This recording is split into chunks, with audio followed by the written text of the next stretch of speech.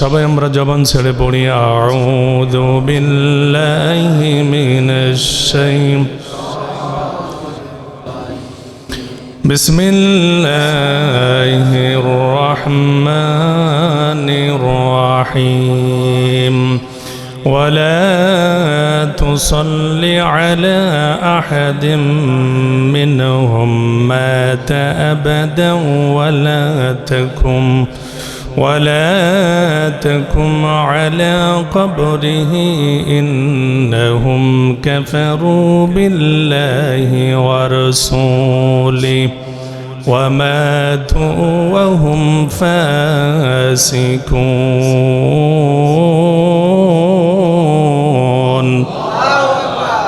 صدق الله المولانا العظيم وصدق رسوله النبي الكريم ونحن على ذلك من الشاهدين والشاكرين ربنا تقبل منا إنك أنت السميع العليم اللهم وعلى آل سيدنا জোরে সোরে মোহাব্বতে বলি আল্লাহুম্মা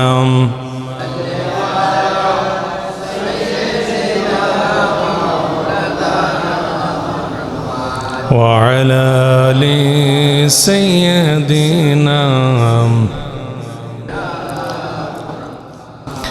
দিবানিশি মন রে আমার আর দিও না যন্ত্রণা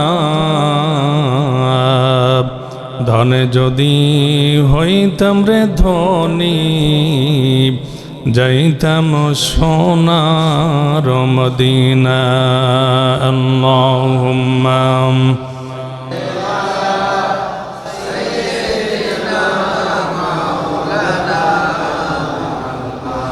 وعلى آل سيدنا জোরে সোরে জিকির করে আল্লাহর লা ইলাহা ইল্লাল্লাহ জোরে লা ইলাহা ইল্লাল্লাহ মুহাম্মাদুর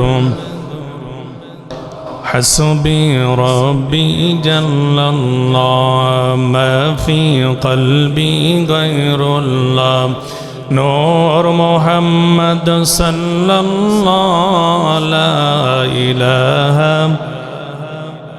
جر لا إله إلا الله محمد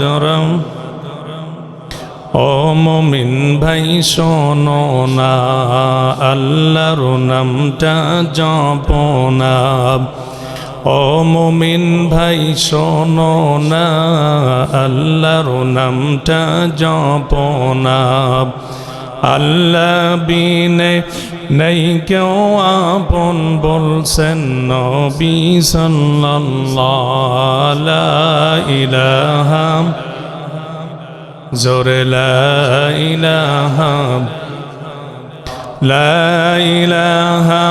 ইল্লাল্লাহ মুহাম্মাদুর রাসূল বালাগাল উলা বিকামালিহি কাশাফাদ দুজা বিজামালিহি হাসনাত জামিআ খিসালিহি সাল্লাম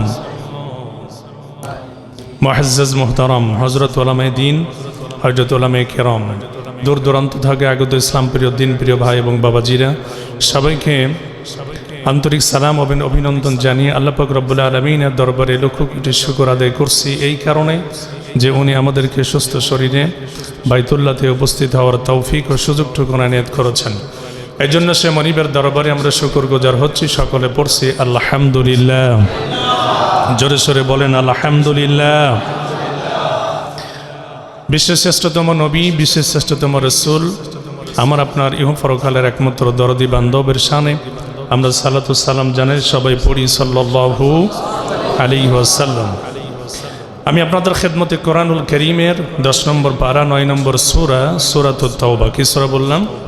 সূরাতুত তাওবা মাদানিয়া, এটা মদিনা শরীফে অবতীর্ণ হয়েছে। এই সূরার মধ্যে আল্লাহ পাক আয়াতে কারিমা নাজিল করেছেন 129টি, রুকু দিয়েছেন 16টি। আমি যে আয়াতে কারিমাটা তেলাওয়াত করেছি এটি হচ্ছে 11 নম্বর রুকুর একটি আয়াত এবং কোরআনুল কারীমের সূরাতুত তাওবার 84 নম্বর আয়াত। কত নম্বর আয়াত? 84। আজকের আলোচনা এই 84 নম্বর আয়াতের উপরে ভিত্তি করে হবে। ওমা তাওফিকি ইল্লা বিল্লাহ। আমরা সকলে বলি আল্লাহুম্মা আমিন। জোরে কোন আমিন।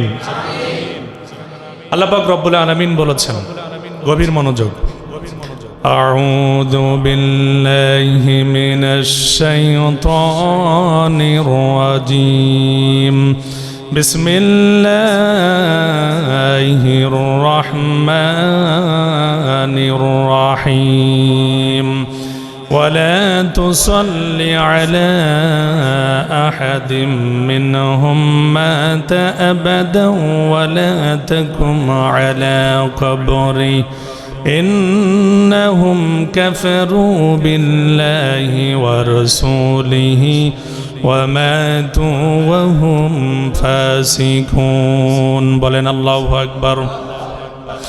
আল্লাহ পাক রব্বুল আলামিন বললেন, ও আমার বন্ধু, মুনাফিকদের ভিতরে কেউ যদি দুনিয়া থেকে বিদায় হয়ে যায়, ওয়ালা তুসাল্লি আলা আহাদিম মিনহুম মাতা আবাদান ওয়ালা তাকুম আলা কবরি, খবরদার আপনি কোনোদিন তার জানাজা অ্যাটেন্ড করবেন না, তার জানাজা আদায় করবেন না। লা তাকুম আলা কবরি, জানাজা আদায় করা তো দূরে থাক, আর কবরের কিনারাও পর্যন্ত আপনি দাঁড়াইবেন না। এটি কার হুকুম? আরো জোরে কোন? লা তাকুম আলা কবরি, আল্লাহ বলেছেন, nor stand at his grave because they have rejected Allah and his messenger. কারণ সে আল্লাহ এবং আল্লাহ রসুলের সঙ্গে মুনাফিকি করেছে। লা তাকুম আলা কবরি ইন্নাহুম কাফারু বিল্লাহি ওয়া রাসূলিহি ওয়া মাতু ওয়া হুম ফাসিকুন, আর ফাসিক অবস্থায় তার মৃত্যু হয়েছে। আমার ভাইরা, এই আয়াতে কারিমাটা মদিনার সবচেয়ে বড় মুনাফিক আব্দুল্লাহ ইবনে উবাই ইবনে সালুলকে টার্গেট করে নাজিল হয়েছিল। এই আয়াতের অর্থ হচ্ছে খাস, কিন্তু হুকুম হচ্ছে আম। অর্থাৎ আয়াতে কারিমা ওই মুনাফিক সর্দারকে টার্গেট করে নাজিল হলেও আদিকালে যে মুনাফিক ছিল, এখনো যারা আছে, কিয়ামত পর্যন্ত যারা আসবে, সবার ক্ষেত্রে এই হুকুম প্রযোজ্য হবে। ঠিক কিনা? এখন ইমাম সাহেব যদি কোনো মুনাফিকের জানাজা আদায় না করে, ইমাম সাহেবের চাকরি টিকবে? হ্যাঁ, কি ইমাম সাহেব আপনি জানাজা আদায় করেন, আপনি কত বড় পীর সাহেব হয়ে পড়েছেন? হ্যাঁ, কিন্তু এটা কার হুকুম? আরো জোরে কোন? দুনিয়ার কোন মানুষের হুকুম নাকি এটা? না। আমার ভাইরা, আপনি বলবেন, হুজুর মুনাফিক আমি চিনবো কেমনে? মুনাফিক যে তার চরিত্র আমি কিভাবে বুঝবো? আল্লাহ পাক রব্বুল আলামিনের বন্ধু মুহাম্মদুর রাসূলুল্লাহ হাদিস শরীফের মধ্যে বিস্তারিত আলোচনা করেছেন। আমার ভাইরা, কোরআনের মডেল হচ্ছে নবীজি। আমার কোরআনুল কারীমের মধ্যে যে আয়াতে কারিমাগুলো নাজিল হয়েছে, আমার আল্লাহ পাক রব্বুল আলামিন যেগুলো নাজিল করেছেন, ওগুলোর ব্যাখ্যা দিয়েছেন বিশ্বনবী, নিজের জীবনে বাস্তবায়ন করে দেখিয়েছেন। এই জন্য বিশ্বনবীকে কোরআনের মডেল বলা হয়। আমার ভাইরা, মুসলিমের বর্ণনা এসেছে, আন আবি হুরায়রা রাদিয়াল্লাহু তাআলা আনহু قال قال رسول الله صلى الله عليه وسلم আয়াতুল মুনাফিকি সালাসুন। আবু হুরায়রা থেকে বর্ণিত, নবীজি আমার বলেন, মুনাফিকের নিদর্শন হচ্ছে তিনটা। কয়টা? তিনটা। এক নম্বর হচ্ছে ইযা হাদাসা কাযাবা, যখন কথা বলবে তখন মিথ্যা বলবে। এখন আমরা বুকে হাত দিয়ে মেলাই তো দেখি কারা কারা মিথ্যা কথা বলি। আমার ভাইরা, আল্লাহর নবী বললেন, ইজা হাদাসা কাযাবা, মুনাফিকের প্রথম নিদর্শন হচ্ছে এটাই যে সে সব সময়ের জন্য মিথ্যা কথা বলবে। আমার মনে হয় 95% মুসলমান আমরা মিথ্যা কথা বলি। বিশেষ করে ডিজিটাল যুগে মিথ্যা বলার কায়দা সিস্টেম আরো তৈরি হয়ে গেছে, ঠিক না? লেপের ভিতরে ঘুমাচ্ছে একজন পাওনাদার, রিং করেছে, করিম ভাই তুমি কোথায়? করিম ভাই বলে, আমি এখন ঢাকায়। অথচ করিম ভাই কোথায়? বাড়িতে। লেপের মধ্যে গড়গড়ি ডাক ছাড়ছে। আমার ভাইরা, আল্লাহর নবী বলেন ইজা হাদ্দাসা কাযাবা, যে ব্যক্তি কথা বলবে মিথ্যা বলবে বুঝবে ওই ব্যক্তির মধ্যে মুনাফিকের একটা স্বভাব আছে। মিথ্যা আপনাকে আমাকে ছাড়তে হবে। বিশ্বের মধ্যে একমাত্র একজন পুরুষ ছিলেন যিনি জীবনে কোনোদিন মিথ্যা কথা বলেন নাই, তিনি হচ্ছেন আমার আপনার একমাত্র দরদি বান্ধব দা প্রফেট হযরত মুহাম্মদ সাল্লাল্লাহু আলাইহি ওয়াসাল্লাম। ঠিক না ঠিক? 63 বছর জিন্দেগিতে আমার নবী জীবনে কোনোদিন একটা মিথ্যা কথা বলেন না। আল্লাহু আকবার। কি মনে করেছেন? এই জন্য তো আল্লাহ নিজের সিফাতি নামটা আমার নবীর পিছনে লাগাই দিয়েছেন, ইন্নাকা লাআলা খুলুকিন আযীম। আমার আল্লাহর একটা সিফাতি নাম হচ্ছে আযীম। আযীম নামটা আমার নবীর পিছনে আল্লাহ লাগাই দিয়েছেন। বলেন না সুবহানাল্লাহ। আমার ভাইরা, 2 নম্বর ওয়াইজা ওয়াদা আখলাফা, যখন ওয়াদা করবে তখন ওয়াদা ভঙ্গ করবে। দেখেন ওয়াদার ফুল ঝুড়ি আমাদের মধ্যে চলে কি চলে না? বিশেষ করে যখন নির্বাচন আসে তখন ক্যান্ডিডেট যারা থাকবে দেখবেন নির্বাচনে ওয়াদার ফুল ঝুড়ি ঝুড়ি ঝুড়ি ওয়াদা করবে, নির্বাচন শেষ শেষে ঝুড়িও শেষ। আল্লাহ নবী বললেন যে ব্যক্তি ওয়াদা করবে অথচ ওয়াদা রাখবে না বুঝবে তার মধ্যে মুনাফিকের একটা স্বভাব আছে। আমার বন্ধুগণ, নির্বাচনের আগে খাওয়ার কোনো অভাব নাই। যেখানে যাবেন এই বেটা রসগোল্লার একটা গোটা যে ভোটটা আমার দিস, কি কোন আপনি রসগোল্লার গোটা খাওয়ান, ভোট তো আপনারাই দেব, ঠিক কিনা? এরকম আছে না পাবলিক?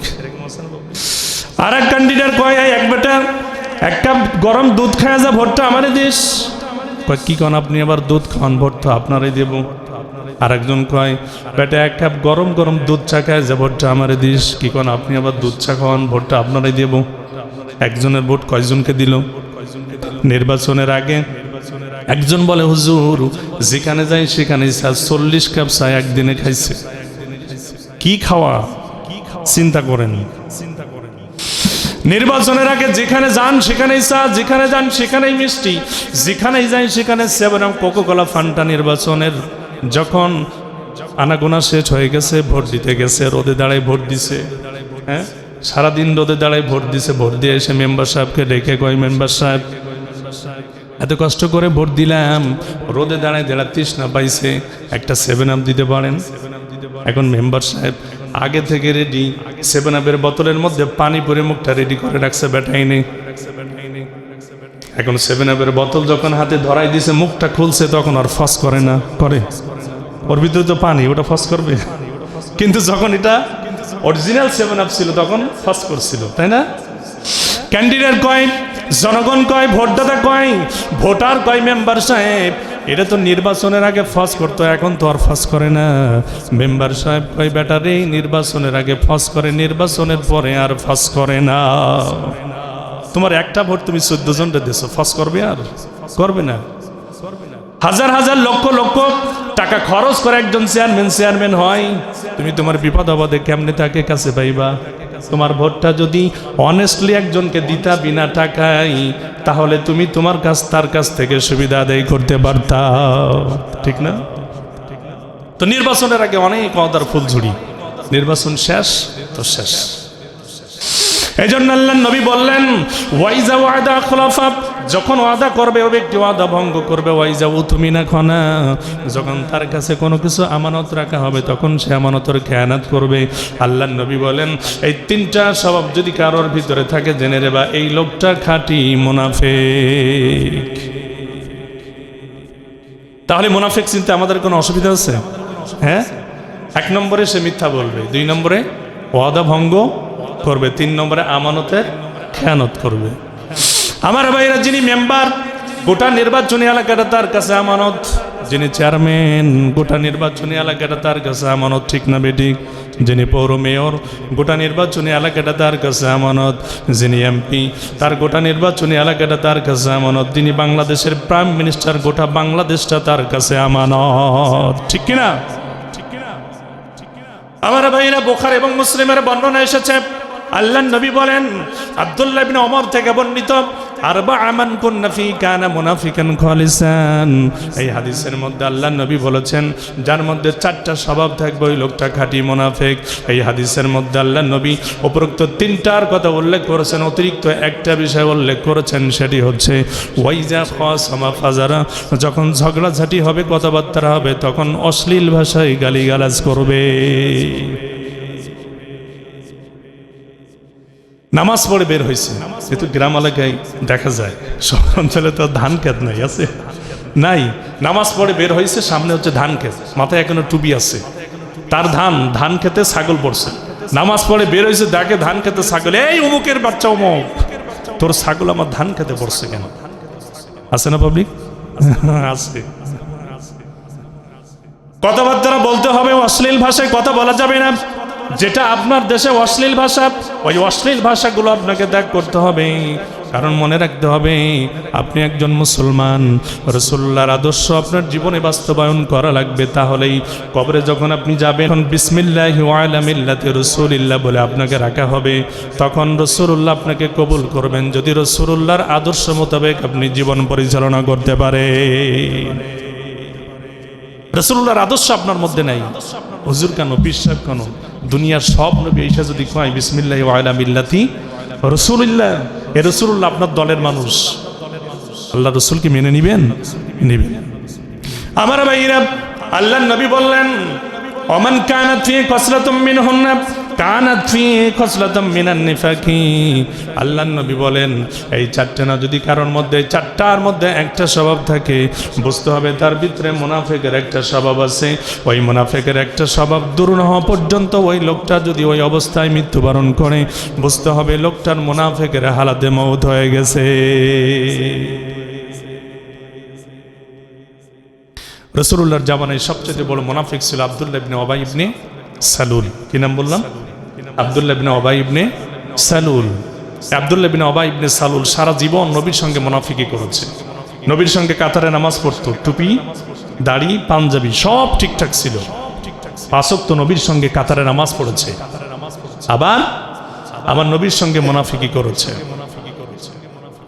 এজন্য এই স্বভাবগুলোর মধ্যে যদি কোনো একটা তার মধ্যে থাকে, অথবা 2টা থাকে, অথবা 4টা স্বভাবই কোনো মানুষের মধ্যে থাকে, আল্লাহর নবীজি বলেছেন ওয়াইন সামা, লোকটা যদি রোজা রাখে, ওয়া সাল্লা, নামাজ পড়ে, ওয়া জামা আন্নাহু মুসলিমুন, দাবি করে আমি একজন মুসলমান, তারপরেও ওই লোকটা হচ্ছে খাঁটি মুনাফিক। রমজানের 1 মাস রোজাও যদি রাখে আর মিথ্যা ছাড়তে পারে নাই, ওয়াদা ভঙ্গ ছাড়তে পারে নাই, আমানতের খেয়ানত ছাড়তে পারে নাই, ওই লোকটা যদি রমজানের 1 মাস রোজাও রাখে, এরপরে 5 ওয়াক্ত নামাজ আদায় করতে করতে কপাল কালো করেও ফেলে আর দাবি করে আমি একজন মুসলমান, আল্লাহর নবীজি বলেছেন তুমি মনে রাখবা ও একজন খাঁটি মুনাফিক। রাসূলের জামানায় সবচেয়ে বড় মুনাফিক ছিল আব্দুল্লাহ ইবনে উবাই ইবনে সালুল। এই আব্দুল্লাহ ইবনে উবাই ইবনে সালুল যখন দুনিয়া থেকে বিদায় হয়ে যাবে, তার ছেলে আব্দুল্লাহকে ডাক দিলেন, আব্দুল্লাহ রে, আমি তো দুনিয়া থেকে বিদায় হয়ে যাই, বিশ্বনবীর কাছে যাইয়া আমার 3টা দাবি পেশ করবি আর বলবি আমার বাবা দুনিয়া থেকে বিদায় হয়ে গেছে গো নবী, যাওয়ার আগে আপনার কাছে 3টা ওসিয়াত পেশ করেছে। কয়টা ওসিয়াত? গোসলে ফরজ কয়টা? 3টা। আমার বন্ধুগণ, আব্দুল্লাহ ডেকে বলে বাবা কি ওসিয়াত পেশ করতে হবে? আব্দুল্লাহ ইবনে উবাই ইবনে সালুল বললেন, আব্দুল্লাহ রে, আমার ইন্তেকালের পরে আমার নবীর কাছে যাবি, গিয়া বলবি আমার বাবা বলেছেন বাজারের কোনো নতুন জামা কাপড় দিয়ে আমার বাবার কাফন হবে না। আমার বাবা বলেছেন আপনার পুরাতন রুমাল, পুরাতন জুব্বা মোবারক আমার বাবা ভিক্ষা চেয়েছেন, এটি দিয়া আমার বাবার কাফন দেওয়ার কথা বলা হয়েছে। বিশ্বনবীর পুরাতন রুমাল, পুরাতন জুব্বা মোবারক ভিক্ষা চাইবি। 2 নম্বরে আল্লাহ নবীকে বলবি আমার বাবা বলেছেন পৃথিবীর কেউ আমার বাবার জানাজার ইমামতি করবে না, আমার বাবার জানাজার ইমামতি করবে স্বয়ং মুহাম্মদুর রাসূলুল্লাহ। নম্বরে বিশ্বনবীকে বলবি আমাকে যখন কবরের ভিতরে নামানো হবে, বিশ্বনবী যেন আমার কবরের ভিতরে নেমে আমার মুখটা আলগা করে আমার মুখের ভিতরে তার পবিত্র জবানের থুতু মোবারক দিয়ে আসে। কারণ ও বেটা তো সারা জীবন এই মুখ দিয়া বিশ্বনবীর সঙ্গে মুনাফিকি করেছে, ঠিক না বেঠি? ও জানে মারা গেলে ওর খবর আছে, মারা গেলে খবর আছে, কবরে গেলে কিন্তু খবর, কবরে গেলে কি খবর, কবরের খবর একটু বলবো? হ্যাঁ, মানুষ এখন আর কবরের খবর শুনতে চায় না, মানুষ শুধু কয় হুজুর ওপরে রস করেন। হ্যাঁ, কিন্তু কবরের সাথেই কিন্তু মানুষের সংশ্লিষ্টতা বেশি। রাসূলুল্লাহ বলেছেন, মানুষ যখন দুনিয়ামুখী হয়ে পড়ে, মানুষ যখন দুনিয়াকে বেশি ভালোবেসে ফেলে, তখন তাকে বলো বেশি বেশি করে কবর জিয়ারত করতে। কারণ কবরের সামনে দাঁড়াইলে তার হুঁশ ফিরবে যে একদিন এই মাটির নিচে আমাকে যাওয়া লাগবে। ঠিক না বেঠিক? আমার ভাইরা, তিরমিজির বর্ণনা এসেছে, হযরত আবু হুরায়রা থেকে বর্ণিত, বিশ্বনবী মুহাম্মদুর রাসূলুল্লাহ সাল্লাল্লাহু আলাইহি ওয়াসাল্লাম বলেছেন, যখন কোনো মানুষকে কবরের ভিতরে রেখে আসা হয়, আতাহু মালাকানে আসওয়াদানে, তখন নীল চক্ষু বিশিষ্ট কৃষ্ণকায় দুইজন ফেরেশতা তার কবরের ভিতরে আগমন করে। কয়জন? দুইজন। একজনের নাম মুনকার, আরেকজনের নাম নাকির। মুনকার নাকির নামে দুইজন ফেরেশতা আসবে, এসে ওই লোকটাকে জেতা করে বসাবে, জিন্দা করে বসাবে। এরপরে তিনটা প্রশ্ন জিজ্ঞাসা করবে, মার রব্বুকা, তোমার রবকে, আমার দিনুকা, তোমার দিন কি, মা হাযা রাজুলুল্লাযী বা'আসা ফিকুম, বিশ্বনবীর ছবি মুবারক তুলে ধরবে মতান্তরে। বিশ্বনবীর রওজা মুবারক থেকে লোকটার কবর পর্যন্ত পরিষ্কার একটা রাস্তা বানিয়ে দেওয়া হবে। আর জিজ্ঞাসা করা হবে, মা হাযা রাজুলুল্লাযী বা'আসা ফিকুম, এই লোকটা সম্পর্কে তোমার ধারণা কি? আল্লাহর নবী বলেন, ওই লোকটা যদি মুমিন হয়, সঙ্গে সঙ্গে বলবে রব্বি আল্লাহ। সুবহানাল্লাহ বলেন। আমার রব হচ্ছে আল্লাহ, দ্বীনুল ইসলাম, আমার দ্বীন হচ্ছে ইসলাম, আর উনি হচ্ছেন হুয়া মুহাম্মাদুর রাসূলুল্লাহ, উনি হচ্ছেন আমার নবী মুহাম্মাদুর রাসূলুল্লাহ। আল্লাহর নবী বলেন, সঙ্গে সঙ্গে আসমান থেকে একজন ঘোষণা দিয়ে দিবেন, ফায়ুনাদি মুনাদিম মিনাস সামাই আন সাদাকা আবদি, আমার বান্দা সত্য বলেছে, ফাফরিশুহু মিনাল জান্নাহ ওয়া আলবিসুহু মিনাল জান্নাহ ওয়াফতাহু লাহু বাবান ইলাল জান্নাহ, তার কবরে জান্নাতের বিছানা বিছায়া দাও, তার শরীরে জান্নাতের পোশাক পরায়া দাও, তার কবর থেকে জান্নাত পর্যন্ত পরিষ্কার একটা রাস্তা করে দাও, মতান্তরে জান্নাতের দরজা তার কবরের সঙ্গে যোগাযোগ করে দাও, জান্নাতের দরজা খুলে দাও। তাইফতাহু, রাসূলুল্লাহ বলেছেন, সঙ্গে সঙ্গে জান্নাতের দরজা তার জন্য খুলে দেওয়া হবে। জান্নাত থেকে বাতাসগুলি, সুঘ্রাণগুলি তার কবরের মধ্যে কিয়ামত পর্যন্ত আসতে থাকবে। সুবহানাল্লাহ। আমার ভাইরা, শুধু তাই না, আল্লাহর নবী বললেন, ওয়াইফসাউ লাহু ফীমা মাদ্দা বাসারিহি, তার চোখের দৃষ্টিসীমা যতদূর পর্যন্ত যায় ততদূর পর্যন্ত ফেরেশতারা তার কবরটাকে প্রশস্ত করে দিবে। চোখের সীমা কত দূর যাবে? 2 কিলো 3 কিলো তা তো যাবে নাকি?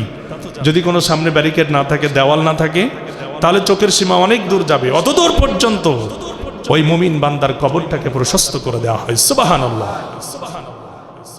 আল্লাহর নবী বললেন, পাশাপাশি যদি কোনো কাফির মুশরিক কবরের ভিতরে যায়, মুনাফিক কবরের ভিতরে যায়, ওকে যখন কবর থেকে জেতা করে ওঠানো হবে আর জিজ্ঞাসা করা হবে, মার রব্বুকা, সে বলবে হাহু লা আদরি, ওমা দিনুকা, হাহু লা আদরি, মা হাযা রাজুলুল্লাযী বা'আসা ফিকুম, তখনও সে বলবে হাহু লা আদরি, আমি কিছুই জানি না, লোকেরা যা বলতো আমিও তাই বলতাম।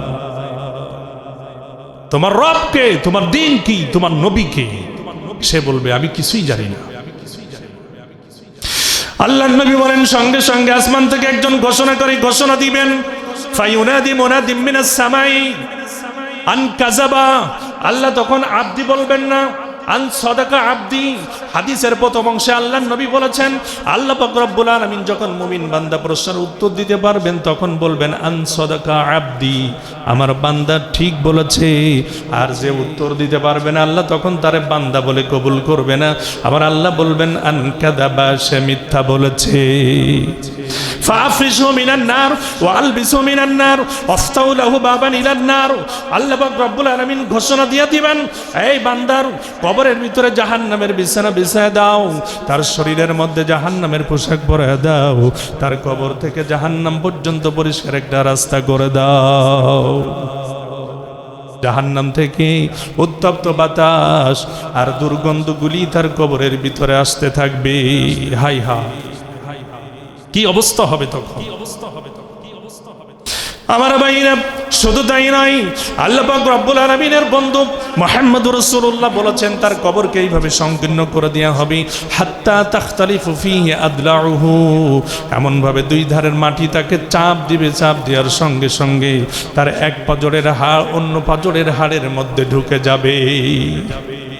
আল্লাহ নবী এভাবে হাতের আঙ্গুল দ্বারা ইশারা করে দেখিয়েছেন যে এক আঙ্গুলের ভিতরে অন্য আঙ্গুল যেভাবে ঢুকে যায়, এইভাবে মাটি যখন চাপ দিবে তাকে, তখন এক পাজরের হাড়ের মধ্যে আরেক পাজরের হাড় ঢুকে তাকে চ্যাপ্টা করে ফেলবে। আল্লাহু আকবার। এটার নাম হচ্ছে কবরের রাস্তা। আমার ভাইয়েরা, এখানেই শেষ নয়, আল্লাহর নবী বললেন একজন ফেরেশতা আল্লাহ পাক রব্বুল আলামিন মোতায়েন করে দিবেন। এই ফেরেশতার হাতে আল্লাহ পাক একটা বিরাট বড় হাতুড়ি দিয়ে দিবেন। আমার ভাইয়েরা, এই ফেরেশতাটা হবে আমা আসাম্মু, ব্লাইন্ড অ্যান্ড ডিফ এঞ্জেল। চোখেও দেখবে না, কানেও শুনবে না, চোখেও দেখবে না, কানেও শুনবে না, এমন একজন ফেরেশতা। এই ফেরেশতার হাতে বিরাট বড় একটা হাতুড়ি দিয়ে দেওয়া হবে। আল্লাহর নবী বলেন লাউ দরবা বিহা জাবালুল্লাহ সারাতুরাবান, এই হাতুড়ি দিয়ে দুনিয়ার জমিনে কোনো পাহাড়ের উপরে যদি আঘাত করা হতো, একটা আঘাতের সঙ্গে সঙ্গে ওই পাহাড়টা ধূলিকণায় পরিণত হয়ে যেত। আল্লাহু আকবার। একটা আঘাতের সঙ্গে সঙ্গে একটা পাহাড় ধূলিকণায় পরিণত হয়ে যাবে। ফায়াদরিবুহু বিহা দরবাতান, আল্লাহর নবীজি বলেছেন এটি দ্বারা তার উপরে আঘাত চলতে থাকবে। একটা আঘাত করার সঙ্গে সঙ্গে 70 গজ মাটির নিচে ডেবে যাবে, মাটির সঙ্গে মিশে যাবে। তার শরীরের মধ্যে আবার রূহ সঞ্চার করা হবে, আবার উঠানো হবে। এইভাবে তার শাস্তি কিয়ামত পর্যন্ত।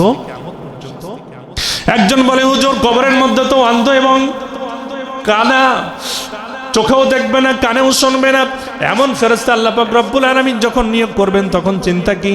যখন হাতুড়ি উঁচু করবে, তখন যখন দেখবে এইদিকে হাতুড়ি পড়তেছে, সঙ্গে সঙ্গে চুড়ুত করে আমি এই সাইডে চলে আসব। কি বুদ্ধি দেখেন! হ্যাঁ, বলে এইদিকে আমি চলে আসবো, তো দেখতেও পাবে না, কানে শুনতেও পাবে না, পায়ের ধ্বনিও শুনবে না, চোখেও দেখবে না। আমার ভাইয়েরা, বিজ্ঞান বলতেছে বাদুর রাতের বেলায় যখন চলে, ওই বাদুর কিন্তু রাতের বেলায় চোখে দেখে না। যখন ডানাটা মিলে, তখন এই ডানা মেলার কারণেই একটা প্রতিধ্বনি হয়। এই প্রতিধ্বনির সঙ্গে বাদুর রাতের বেলায় তারা দিক নির্ণয় করে। সুবহানাল্লাহ, জোরে কোন মিয়া সুবহানাল্লাহ। বাদুর যদি রাতের বেলায় প্রতিধ্বনির মাধ্যমে দিক নির্ণয় করতে পারে, কবরের ভিতরে যেই ফেরেশতা আল্লাহ পাক রব্বুল আলামিন পাঠিয়ে দিবেন, ওই ফেরেশতারকে আল্লাহ এই ধরনের শক্তি দিতে পারে না যে ও যেদিকে ঘুরবে তুই সেদিকেই ঘুরবি, অথবা হাতুড়ির ভিতরে এই ধরনের পাওয়ারকে আল্লাহ দিতে পারে না যে ও যেখানেই ঘুরুক না কেন হাতুড়ি ঘুরে ফিরে ওর মাথার উপরেই পড়বে। পারে না আমার আল্লাহ? হ্যাঁ, বাদুর যদি এই পাখা মেলার মাধ্যমে, প্রতিধ্বনির মাধ্যমে রাতের বেলা দিক নির্ণয় করতে পারে, আল্লাহ সৃষ্টিত বাদুর নাকি? তা আল্লাহ সৃষ্টি যদি পারে, তা আমার আল্লাহ পারবে না? বলেন না সুবহানাল্লাহ। সুতরাং ওই ধরনের কোন কাবিরাজি খাটবে না। আল্লাহ পাক রব্বুল আলামিন বলেছেন ওয়া মাকারাল্লাহ আল্লাহু খায়রুল মাকিরিন। বান্দারে, তুমি আর কতটুকুন মকরবাজ, আমি আল্লাহ তোমার চাইতে বেশি বেশি পরিমাণে মকরবাজ। তুমি কতটুকু, তোমার কৌশল যেখানে শেষ, আমার কৌশল সেখান থেকে শুরু। তোমার শক্তি যেখানে শেষ, আমার শক্তি সেখান থেকে শুরু। আমার ভাইরা, এইভাবে কবরের ভিতরে শাস্তি হবে। আব্দুল্লাহ ইবনে উবাই ইবনে সালুল তো চিন্তা করেছে, সারা জীবন বিশ্বনবীর সঙ্গে মুনাফিকি করেছি, আমি কবরে যাওয়ার সঙ্গে সঙ্গে আমার খবর হয়ে যাবে। এজন্য আব্দুল্লাহ ইবনে উবাই ইবনে সালুল তার ছেলে আব্দুল্লাহকে ডেকে বললেন, আব্দুল্লাহ, আমার ইন্তেকালের পরে বিশ্বনবীর কাছে গিয়া বলবি আমার নবীজি যেন আমার কবরের ভিতরে নেমে আমার মুখটা আলগা করে আমার মুখের ভিতরে তার পবিত্র জবানের থুতু মোবারক দিয়ে আসে। আব্দুল্লাহ ইবনে উবাই ইবনে সালুল ইন্তেকাল করলো, দুনিয়া থেকে বিদায় হয়ে গেল। তার ছেলের নামও আব্দুল্লাহ। আমার নবীজি ওই ছেলের নাম ছিল অন্য একরকম, নবীজি নাম পরিবর্তন করে নাম দিয়েছিলেন আব্দুল্লাহ, আব্দুল্লাহ ইবনে আব্দুল্লাহ। বলেন না সুবহানাল্লাহ। আমার নবীজি তার ছেলের নাম দিয়েছিলেন আব্দুল্লাহ, এই জন্য তার ছেলের নামও আব্দুল্লাহ, তার নামও আব্দুল্লাহ। আব্দুল্লাহ দুনিয়া থেকে, আব্দুল্লাহ ইবনে উবাই ইবনে সালুল দুনিয়া থেকে বিদায় হয়ে গেল। আব্দুল্লাহ বিশ্বনবীর দরবারে চলে গেলেন। আব্দুল্লাহ আমার নবীদের একজন খাঁটি সাহাবী ছিলেন এবং খুবই ভক্ত ছিলেন। বিশ্বনবী আবু বকর, ওমর, ওসমান, আলীকে নিয়ে বসে আছেন। এমন সময় আব্দুল্লাহ গিয়া বললেন, ইয়া রাসূলুল্লাহ, আমার বাবা দুনিয়া থেকে বিদায় হয়ে গেছে। ইন্না লিল্লাহি ওয়া ইন্না ইলাইহি রাজিউন। বিশ্বনবী দোয়া বললেন আর ডেকে বললেন, আব্দুল্লাহ বলো বলো কি খবর? আব্দুল্লাহ ডেকে বললেন, নবী গো, আমার বাবা ইন্তেকালের পূর্বে আপনার কাছে 3টা ওসিয়াত করে গেছে গো নবী। বুখারীর বর্ণনা, 3টা ওসিয়াত করেছে। নবী আমার ডেকে বললেন, কি ওসিয়াত বলো বলো। আব্দুল্লাহ বললেন, ইয়া রাসূলুল্লাহ, আমার বাবা 1 নম্বরে ওসিয়াত করেছেন, আমার বাবা বলেছেন বাজারের কোনো নতুন জামা কাপড় দিয়ে তার কাফন দিতে নিষেধ করেছেন। আমার বাবা বলেছেন আপনার পুরাতন রুমাল জুব্বা মোবারক ভিক্ষা দিতে, এটা দ্বারা আমার বাবা তার কাফন দেওয়ার কথা বলেছে। সঙ্গে সঙ্গে আমার নবী নিজের জুব্বা মোবারক খুলে দিলেন। বলেন না সুবহানাল্লাহ। প্রশ্ন আসতে পারে, হুজুর এই মুনাফিক জানা সত্ত্বেও বিশ্ব নবী কেন নিজের জুব্বা মোবারক খুলে দিলেন? এর কারণ হচ্ছে আমার বাইরে বুখারীর বর্ণনা এসেছে, বদরের যুদ্ধে কিছু কুরাইশ সর্দারকে বন্দী হয়ে মুসলমানদের হাতে এসেছিল। তাদের মধ্যে রাসূলুল্লাহর আপন চাচা হযরত আব্বাসও ছিলেন। বিশ্ব নবী রাতের বেলায় বললেন, আমার সাহাবীরা চলো দেখি মক্কার কুরাইশ বন্দীদেরকে আমরা একটু দেখে আসি। নবীজি আমার সাহাবীদেরকে নিয়ে দেখতে গেলেন। গিয়া দেখলেন কুরাইশদের মধ্যে সবাই আছে, সবার শরীরের মধ্যে জামা কাপড় আছে, কিন্তু আমার নবীজির চাচা হযরত আব্বাসের শরীরের মধ্যে কোনো কাপড় নাই। এই দৃশ্য দেখে আমার নবী আর চোখে পানি রাখতে পারেন না, ধা ধা করে চোখের পানিগুলো ছেড়ে দিলেন আর ডেকে বললেন, ও আমার সাহাবীরা, কে পারবা রে আমার চাচার শরীরের মধ্যে একটা কাপড় পরায়া দিতে? নবী বলেছেন, সাহাবীরা থামে, জীবন দিতে পারে না সাহাবীরা। হ্যাঁ, নবী বলেছেন কি লাগবে, সবাই জামা খুলে রেডি, পরাতে শুরু করছে 1 2 3 4 করে। কারোর জামা আব্বাস এর শরীরের মধ্যে ঢোকে না। বলেন না সুবহানাল্লাহ। হযরত আব্বাস ছিলেন একটু টল ফিগার, লম্বা মানুষ, আর সাহাবীরা ছিল একটু ভেটে গেছে। আমার ভাইরা ভাগ্য কি ভালো, আব্দুল্লাহ ইবনে উবাই ইবনে সালুল ছিল একটু টল ফিগার, হযরত আব্বাসও ছিলেন টল ফিগার।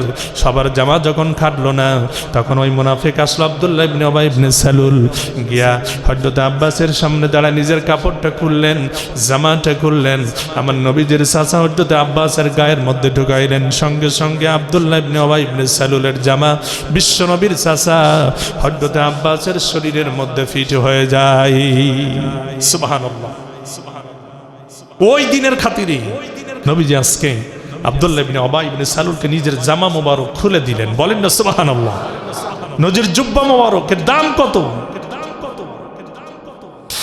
আর 2 নম্বর কারণ হচ্ছে আব্দুল্লাহ ইবনে উবাই ইবনে সালুলের ছেলে আব্দুল্লাহ একজন খাঁটি সাহাবী, বিশ্বনবীর ভক্ত, বিশ্বনবীকে খুবই ভালোবাসতেন। আব্দুল্লাহর চেহারার দিকে তাকিয়ে আমার নবীজি ওই দিন তার নিজের জুব্বা মোবারক খুলে দিয়েছিলেন। আমার ভাইরা বিশ্বনবী ডেকে বললেন, আব্দুল্লাহ 2 নম্বর ওসিয়াত কি আমাকে বলো। আব্দুল্লাহ ডেকে বলেন, নবী গো, আমার বাবা বলেছেন পৃথিবীর কেউ আমার বাবার জানাজার ইমামতি করবে না, আমার বাবার জানাজার ইমামতি করবে স্বয়ং মুহাম্মদুর রাসূলুল্লাহ। নবীজি বললেন, ঠিক আছে, এটাও মেনে নিলাম। 3 নম্বর কি ওসিয়া? আব্দুল্লাহ ডেকে বলে, ইয়া রাসূলুল্লাহ, আমার বাবা বলেছেন আমার বাবাকে যখন দাফন কমপ্লিট করে, জানাজা কমপ্লিট করে দাফনের জন্য কবরের ভিতরে নামানো হবে, তখন আপনি নিজে নেমে আমার বাবার মুখটা আলগা করে আমার বাবার মুখের ভিতরে আপনার পবিত্র জবানে থুতু মোবারক দিয়ে আসতে। বলেন না সুবহানাল্লাহ। হাদিস শরীফের মধ্যে এও আসছে আব্দুল্লাহ ইবনে উবাই ইবনে সালুলের দাফনের জন্য কবরের ভিতরে নামানো হয়েছে। বিশ্বনবী বললেন, না, লাশ উঠাও। কবর থেকে ওঠানো হয়েছে। এবার বিশ্বনবী আব্দুল্লাহ ইবনে উবাই ইবনে সালুলের মাথা থেকে নিয়ে হাঁটুর আগ বরাবর পর্যন্ত নিজের পবিত্র জবানের লালা মোবারক বের করে করে আব্দুল্লাহ ইবনে উবাই ইবনে সালুলের সমস্ত শরীরে মাখিয়ে দিয়েছিলেন। বলেন না সুবহানাল্লাহ। কি নবী! নবীকে সারা জীবন কষ্ট দিয়েছে, অথচ আমার নবী বিন্দুমাত্র মনে রাখেন নাই। আর আমরা হলে কি করতাম? অ্যাকশন অ্যাকশন, ডাইরেক্ট অ্যাকশন, কোনো ছাড় নাই। ও ধরছিল, ওরেও ধরো। কিন্তু আপনি জানেন নবীজি আমার বলেছেন, তোমার ক্ষমতা আছে, প্রশাসনিক ক্ষমতা, অর্থনৈতিক ক্ষমতা, এই ক্ষমতা থাকা সত্ত্বেও যদি তুমি মুমিনকে ছাড় দিতে পারো, তাহলে তোমার চাইতে ধৈর্যশীল এই পৃথিবীতে আরো কেউ হবে না। তুমি সবচাইতে বেশি ধৈর্যশীল। ক্ষমতা আছে, টাকা আছে, তারপরে তুমি ছেড়ে দিয়েছো। আব্দুল্লাহ ইবনে উবাই ইবনে সালুলের তিনটা ওসিয়াত বিশ্বনবী মেনে নিলেন আর ডেকে বললেন, আব্দুল্লাহ রে, তোমার বাবার গোসল দেওয়ার পরে কাফন কমপ্লিট হলে আমার কাছে এসো, আমি নবীজি নিজে যাইয়া তোমার বাবার জানাজার ইমামতি করব। আমার বন্ধুগণ, আব্দুল্লাহ ইবনে উবাই ইবনে সালুলের গোসল হয়ে গেল, বিশ্বনবীর জাবা মোবারক দিয়া কাফন হয়ে গেল। আব্দুল্লাহ আসলেন, বিশ্বনবীকে সালাম দিলেন, আসসালাতু আসসালামু আলাইকা ইয়া রাসূলুল্লাহ। চলেন, আমার বাবার কাফন কমপ্লিট, জানাজা হবে। আমার বন্ধুগণ, বিশ্বনবী উঠেছেন নিজের জায়গা থেকে, ওমর বসে আছে, আবু বকর, ওসমান, আলী সাহাবে কেরাম বিশ্বনবীর চারপাশে বসে আছেন। বিশ্বনবী যখন নিজের জায়গা থেকে উঠেছেন, হযরত ওমর ইবনুল খাত্তাব পিছন দিক থেকে আমার নবীজির জুব্বা মোবারক টেনে ধরেছে। আমার নবী যখন এক কদম বাড়িয়েছেন, পাঞ্জাবি মোবারকের টাল লাগে, নবী ঘাড় ফিরে দেখলেন ওমর ইবনুল খাত্তাব নবীজির জুব্বা মোবারক টেনে ধরেছেন। নবী আমার ডেকে বললেন, ওমর, তুমি তো আমার জুব্বা মোবারক কেন টেনে ধরলা রে ওমর? বিশ্বনবীকে ওমর ডেকে বললেন, ইয়া রাসূলুল্লাহ, ভুলে গেছেন নি কার জানাজা আপনি যান? এই মুনাফিকের কারণে উহুদের ময়দানে আপনার দান মোবারক শহীদ হয়ে গিয়েছিল। আমার ভাইরা, উহুদের ময়দানে বিশ্বনবী 1000 সৈন্যবাহিনী নিয়ে রওনা হয়েছিলেন। প্রতিমধ্যে এই মুনাফিক 300 সৈন্যবাহিনীকে কনভার্ট করে পিছন দিক থেকে কেটে পড়েছিল। বিশ্বনবী বাধ্য হয়ে 700 সৈন্যবাহিনী নিয়ে মাত্র উহুদের ময়দানে হাজির হয়ে গিয়েছিলেন। ওমর ডেকে বলে, হুজুর, আপনি কার জানাজায় যান?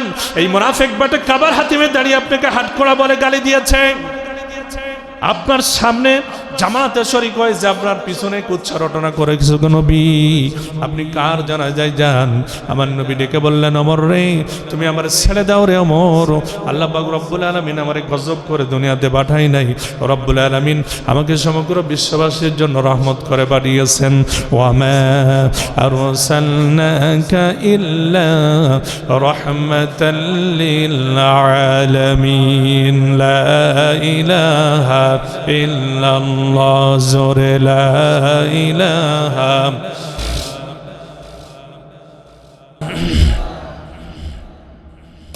লা ইলাহা ইল্লাল্লাহু মুহাম্মাদুর। ওমর ডেকে বললেন, নবী গো, আপনি যান, আমি আপনাকে বাধা দিব না। কিন্তু আল্লাহ পাক রব্বুল আলামিন কি বলেন নাই? ইস্তাগফির লাহুম আওলা তাস্তাগফির লাহুম ইন তাস্তাগফির লাহুম 70 মাররাতান ফালা ইয়াগফিরাল্লাহু লাহুম যালিকা বিআন্নাহুম কাফারু বিল্লাহি ওয়া রাসূলিহি আল্লাহু লা ইয়াহদিল কওমাল ফাসিকিন। হযরত ওমর ডেকে বললেন, নবী গো, আল্লাহ পাক রব্বুল আলামিন কি বলেন নাই আপনি ক্ষমা চান আর নাইছেন উভয়টির সমান? এমনকি 70 বারও যদি আপনি দোয়া করেন, আজকে আপনার দোয়া কবুল হবে না। মুনাফিকদের জন্য 70 বারও দোয়া করলে কবুল হবে না, আল্লাহ তো একথা জানিয়ে দিয়েছেন। আপনি তারপরও যাচ্ছেন। নবী আমার ডেকে বললেন, আমার আল্লাহ পাক রব্বুল আলামিন এখানে আমাকে ইখতিয়ার দিয়েছেন, আপনি 70 বার ক্ষমা চাইতে পারেন, নাও চাইতে পারেন। এমনকি 70 বারও যদি আপনি দোয়া করেন, আমাকে এখানে 70 বারের বেশি দোয়া করার ইখতিয়ার দেওয়া হয়েছে।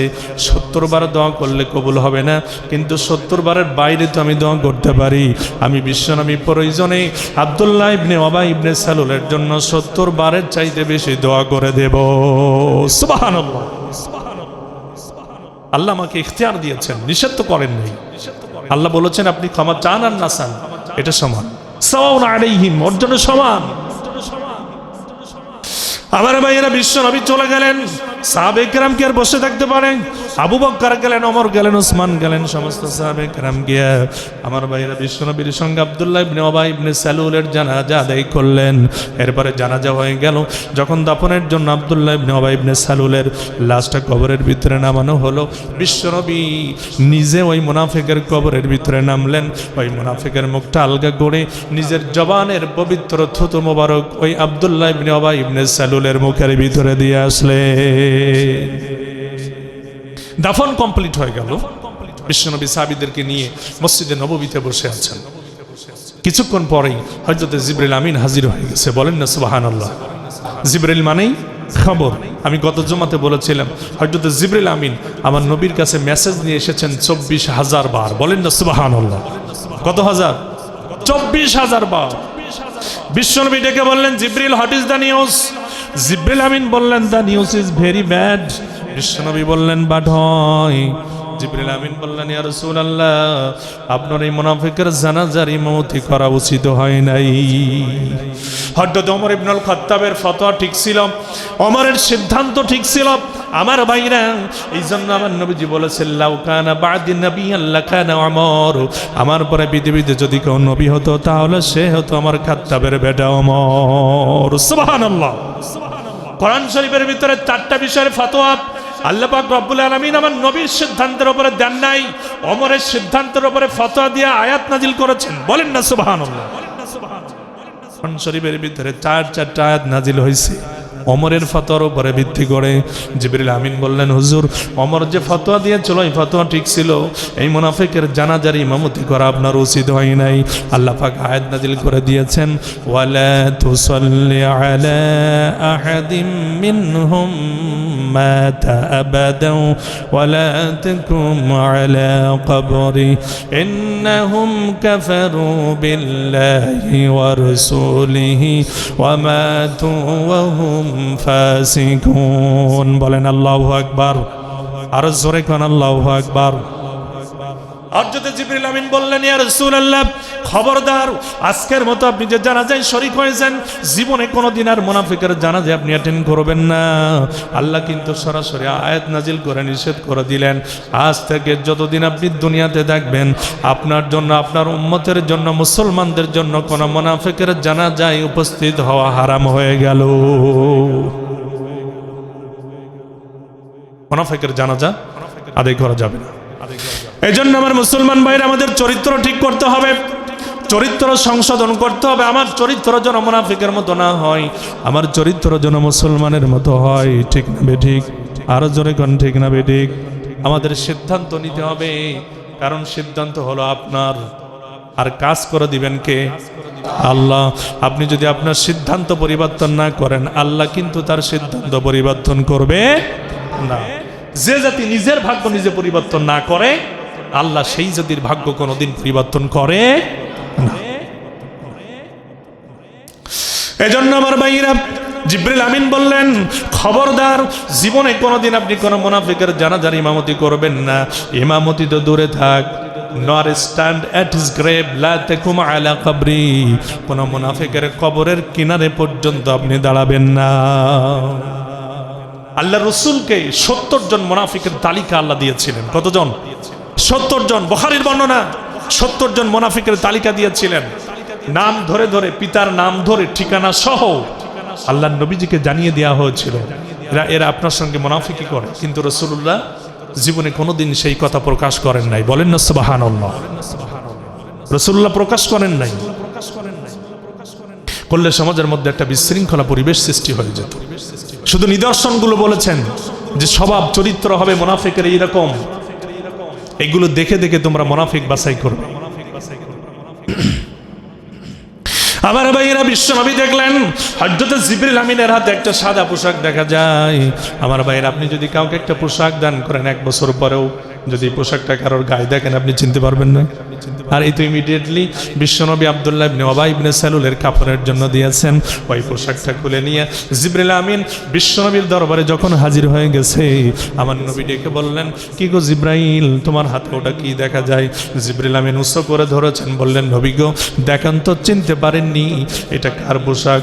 নবী আমার বললেন, জিবরিল রে, এটা তো সেই পোশাক একটু আগে যেটা আমি আব্দুল্লাহ ইবনে উবাই ইবনে সালুলের কাফনের জন্য দিয়েছিলাম, এটা তো সেই পোশাক। জিবরিল আমিন ডেকে বললেন, নবী গো, আপনি জানেন আপনার পোশাকের দাম কত? আপনি আন্দাজ রাখেননি, আপনি খবর রাখেন। আপনার পোশাক যদি কোনো মুনাফিকের শরীরে থাকে, কোনো কাফিরের শরীরে থাকে, তাহলে জাহান্নামের আগুনের পাওয়ার লেস হয়ে যাবে, জাহান্নামের আগুন তার শরীরের মধ্যে জ্বলতে পারবে না। আপনি যখন আপনার জুব্বা মোবারক দিয়েছেন, দাফন কমপ্লিট করে চলে এসেছেন, আল্লাহ পাক রব্বুল আলামিন আমাকে ডেকে বললেন, জিবরিল, জিবরাইল, আর দেরি করিস না, তাড়াতাড়ি করে মুনাফিকের কবরের ভিতরে ঢোক, আমার বন্ধুর পোশাক মোবারক খুলে ওর শরীরের মধ্যে জাহান্নামের পোশাক ভরায় দে, কারণ আমার বন্ধুর পোশাক মোবারক যদি মুনাফিকের শরীরে থাকে, কিয়ামত পর্যন্ত জাহান্নামের আগুন পাওয়ারলেস হয়ে পড়ে থাকবে, জ্বলতে পারবে না। সুবহানাল্লাহ বলবেন না? আর জোরে কোন সুবহানাল্লাহ। পোশাক খুলে ওকে বের কর, জাহান্নামের পোশাক পর। জিবরিল আমিন বললেন, ইয়া রাসূলুল্লাহ, সঙ্গে সঙ্গে আমি কবরের ভিতরে ঢুকছি, ওর শরীর থেকে আপনার পোশাক মোবারক খুলে, জুব্বা মোবারক খুলে জাহান্নামের পোশাক পরে দিয়েছি গো নবী। ওর শরীরের মধ্যে এখন জাহান্নামের আগুন দাউ দাউ করে জ্বলতেছে। আমার ভাইরা, জিবরিল আমিন ডেকে বললেন, ইয়া রাসূলুল্লাহ, শুধু তাই নয়, এখানে শেষ নয় গো নবী। আপনি যখন দাফন কমপ্লিট করে চলে এসেছেন, আল্লাহ পাক রব্বুল আলামিন আমাকে বলেছেন, জিবরিল তাড়াতাড়ি কবরের ভিতরে ঢোক, আমার বন্ধুর জিফুত মোবারক ওই মুনাফিকের গালের ভিতর থেকে চেটে চেটে পান করে ফেল, কারণ আমার বন্ধুর থুতু মোবারক যদি ওই মুনাফিকের মুখের ভিতরে থাকে, জাহান্নামের আগুনের পাওয়ারলেস হয়ে যাবে। আমার ভাইরা, জিবরিল আমিন বললেন, ইয়া রাসূলুল্লাহ, আমি সঙ্গে সঙ্গে মুনাফিকের কবরের ভিতরে ঢুকছি, ওর জিহ্বাটা টেনে বের করে লম্বা করে আমি জিবরিল আমিন আমার নিজের জিহ্বা দিয়ে আপনার পবিত্র জবানের থুতু মোবারক চেটে চেটে পান করে ফেলেছি গো নবী। ইয়া রাসূলুল্লাহ, আপনার পবিত্র জবানের থুতু মোবারক ওই মুনাফিকের মুখের ভিতরে যদি থাকে, জাহান্নামের আগুনের পাওয়ারলেস হয়ে যাবে, এর ক্ষমতা থাকবে না, তার মুখে জ্বলতে পারবে না গো নবী। এই জন্য আমি আল্লাহর হুকুমে আপনার থুতু মোবারকগুলো সব চেটে চেটে পান করে তার মুখের ভিতরে এখন জাহান্নামের আগুন ধরিয়ে দেয়া হয়েছে। এজন্য আল্লাহ পাক রব্বুল আলামিন বললেন, وعد الله المنافقين والمنافقات والكفار نار جهنم خالدين فيها هي حسبهم ولعنهم الله ولهم عذاب مقيم বলেন আল্লাহু আকবার। আল্লাহ পাক রব্বুল আলামিন বললেন, আমি আল্লাহ পাক রব্বুল আলামিন আমার ওয়াদা হলো, ওয়াদাল্লাহুল মুনাফিকিনা ওয়াল মুনাফিকাতি ওয়াল কুফার, যারা দুনিয়াতে মুনাফিকি করবে, মুনাফিক পুরুষ হোক নারী হোক আর কাফের, এদের জন্য আমি আল্লাহ তাআলা জাহান্নাম বরাদ্দ দিয়ে দিয়েছি। ইয়া হাসবুহুম ওয়া লা'আনাহুমুল্লাহ, এটা আল্লাহ তাআলার ওয়াদা। শুধু জাহান্নাম না, জাহান্নামটাও একবার জাহান্নামের নিম্ন স্তরে হবে, মুনাফিকদের জায়গা। আমার ভাইরা, সূরা নিসার 145 নম্বর আয়াতের মধ্যে আল্লাহ পাক রব্বুল আলামিন বললেন, ইন্নাল মুনাফিকিনা ফিদ দারকিল আসফালি মিনান নার ওয়া লান তাজিদা লাহুম নাসীরা। একেবারে জাহান্নামের নিম্ন স্তর হবে মুনাফিকদের জায়গা। জাহান্নামের 7টি স্তরে আল্লাহ সাজিয়েছেন, হাবিয়া, সাইর, সাকার, হুতামা, লাজা, জাহিম, এরপরে সর্বশেষ হচ্ছে ওয়াইল। একটা থেকে একটা দূরত্ব, একটা দ্রুতগামী ঘোড়ার 1000 বছরের রাস্তা, একটা থেকে একটা শাস্তি 70 গুণ বেশি। এরকম সর্বনিম্ন স্তর যে জাহান্নাম, সেই জাহান্নামের নাম হচ্ছে জাহান্নামে ওয়াইল। ইন্নাল মুনাফিকিনা ফিদ দারকিল আসফালি মিনান নার। এই আয়াতের তাফসীরের মধ্যে তাফসীরকারক লিখেছেন, ওই জাহান্নামে ওয়াইলের মধ্যে একটা সিন্দুক থাকবে, সেই সিন্দুকটাকে নাকি জাহান্নাম নিজে পর্যন্ত ভয় পায়। ওই সিন্দুকের ভিতরে হবে মুনাফিকদের জায়গা। আল্লাহু আকবার। এই মুনাফিকের চরিত্র থেকে আল্লাহ পাক আমাদেরকে হেফাজত করুন, বলেন আমিন। আরো চিল্লে এখন আমিন। তাহলে আমরা জানলাম মুনাফিকের স্বভাব বা চরিত্র 4টা। কয়টা? 4টা। যখন কথা বলবে তখন মিথ্যা বলবে, যখন ওয়াদা করবে তখন ভঙ্গ করবে, যখন আমানত রাখা হয় তখন খেয়ানত করবে, আর যখন কথাবার্তা হবে তখন অশ্লীল ভাষায় গালিগালাজ বা কথাবার্তা বলবে। এই 4টা চরিত্র যার মধ্যে থাকবে, আল্লাহ নবীজি বলেছেন তোমরা নিশ্চিত চিহ্নিত করতে পারো এই লোকটা খাঁটি মুনাফিক। আর এই 4টার মধ্যে কোনো একটা যদি তার মধ্যে থাকে, তাহলে বুঝবা তার মধ্যে মুনাফিকের স্বভাব আছে। এইটা দূর না করা পর্যন্ত যদি সে মারা যায়, তার মুনাফিকের হালাতে মউত হবে। কিসের হালাতে মউত হবে? মুনাফিকের হালাতে মউত হবে।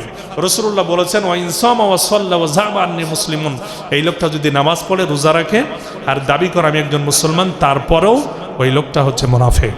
সুতরাং এই মুনাফিকের চরিত্র থেকে আল্লাহ তাআলা আমাদের সবাইকে হেফাজত করুন। আমরা সবাই বলে আমিন। যতটুকুন আলোচনা হয়েছে কোরআন সুন্নাহর উপরে আলোচনা হয়েছে, আল্লাহ তাআলা মুনাফিক বক্তা এবং শ্রোতা সবাইকে আমল করার তৌফিক দেন, বলেন আমিন।